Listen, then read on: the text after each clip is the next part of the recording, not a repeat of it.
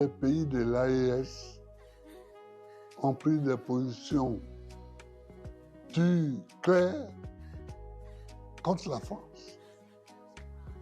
Et donc, le président Ouattara prend une attitude pour défendre la France, les positions de la France.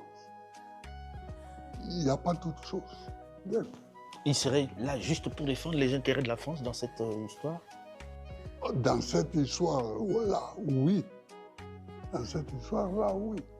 Monsieur le Président, la Côte d'Ivoire, dans cette période-ci, Oui.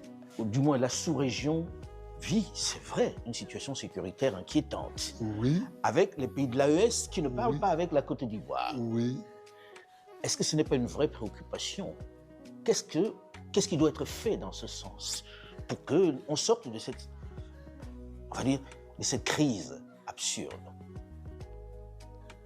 Moi, je pense que cette crise-là, Avec l'AES, entre l'AES et la Côte d'Ivoire, elle est ridicule. Elle est tout simplement... C'est de l'enfantillage, quoi.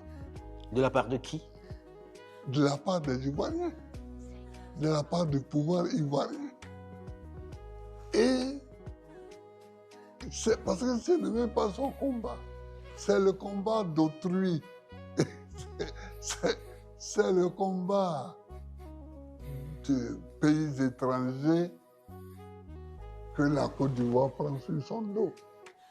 Comment ça? Vous pensez qu'aujourd'hui, Oui. Or, la Côte d'Ivoire ne peut pas vivre sans être en bonne relation avec le Mali, avec le Niger, avec le Burkina Faso.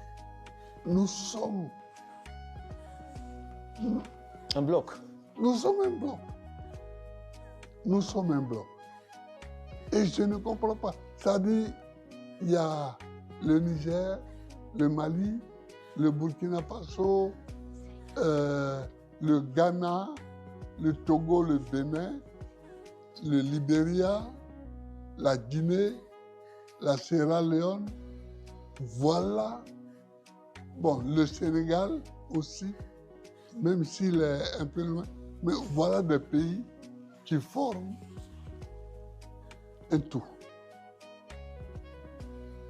Quand on y ajoute le Nigeria, vous voyez,